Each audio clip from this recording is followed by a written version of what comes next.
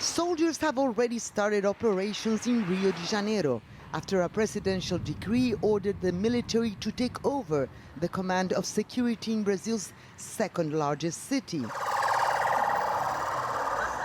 Violence has been on the rise recently with daily shootouts between rival drug gangs and the police, all while the city is mired in a deep fiscal crisis.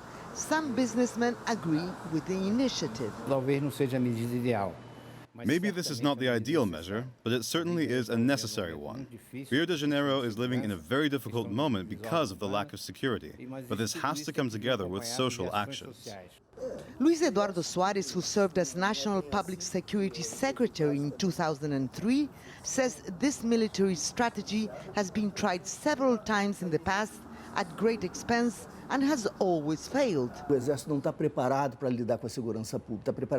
army is not prepared to deal with public security. It is trained to fight wars and sees suspects as enemies to be killed, and that is not the way to approach a civilian conflict. So there is a contradiction between the means and the ends.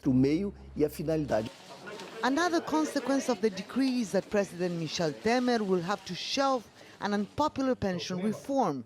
The country's constitution prohibits such changes while a military intervention is taking place. But that could be to his advantage. The federal intervention here is a big political bet for President Temer. If the city goes safer, it's going to boost his popularity and he may run for re-election or support one of his allies to the post. And at the same time, it's a very good excuse for him to not vote the controversial pension reform. Though the security plan has not been revealed, the army will be in command at least until after the October general elections. While the intervention may be a political move for President Temer in an election year, both critics and supporters agree that soldiers and guns alone will not be enough to fix Rio's deep-rooted problems with violence. Lucrecia Franco, CGTN, Rio de Janeiro.